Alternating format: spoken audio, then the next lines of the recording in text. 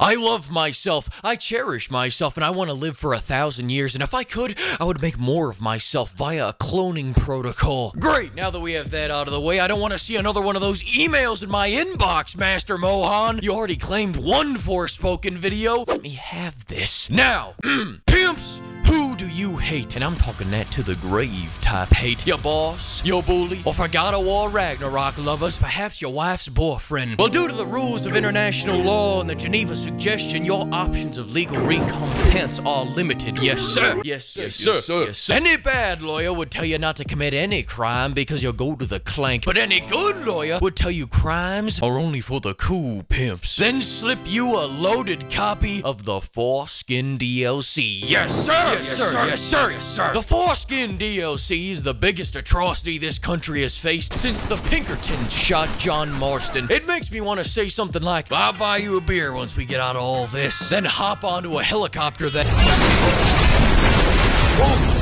It's so short yet so devastating that I'm waiting for the second one to drop so that Christopher Nolan can make a movie about it 70 years from now. Even if you enjoyed Forspoken because you've been hit on the head too many times, your $13 is still better spent on paying the gas bill to get you to the loony bin. Alright, I'll stop there. Let's get this shit done with. The DLC starts in the world you know. Charming old Albuquerque, fucking New Mexico. Grass biome variant. Sand mountains visible in the background. That has that Chernobyl charm to it. Then you get East-Arcade into prequel land, where as you can see, even with all these updates, the massive budget cut issues have still not been resolved. Anyways, while your character is convulsing, you are waterboarded with a number of exposition dumps from the concerning amount of voices in your head that are very kindly explaining everything you need to know about the DLC story. And then you find your mother so that you can have her much more naturally explain everything in the middle of a stealth mission. And it even consists of Gollum-esque tunnel crawling out of the asshole that this game plopped out of. Also, you still have no player choice in the stealth section, so they are already putting their best foot forward in their 2-hour DLC by starting it off with a Wii Fit walk-along.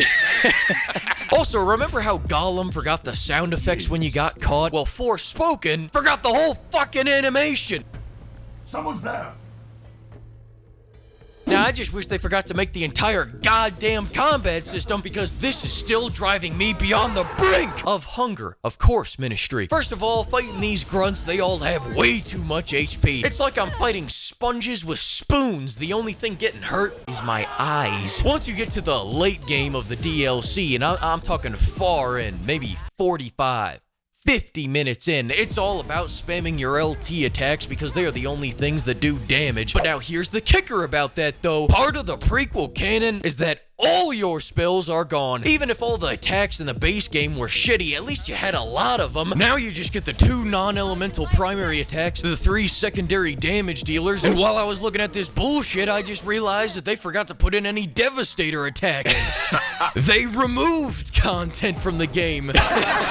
Now, the one good change they did make was that you could cycle through your spells without going into the pizza wheel now, which makes this combat flow a bit smoother. And credit to them, they did add a microscopic spell cooldown indicator in the bottom right corner.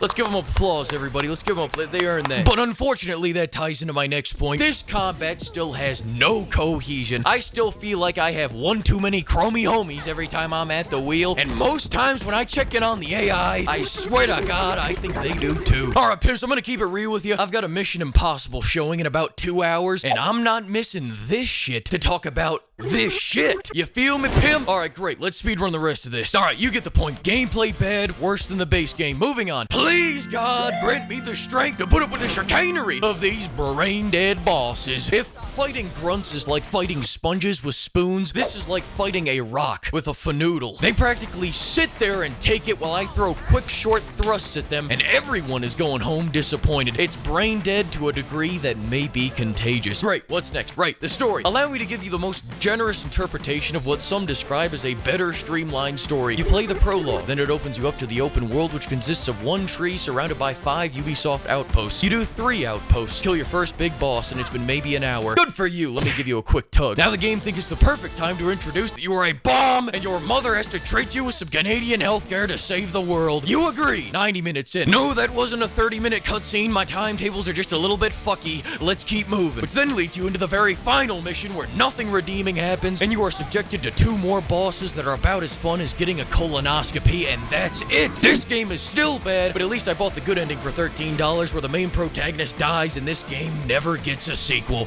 Spoiler alert and cheers, pimps! Gotta go, gotta go, gotta go, gotta go! Thank you to the flock of pimps for generously bankrolling this video, and a huge thanks to all the pimperers for packing this pain train with nitrous. Goodbye, pimps.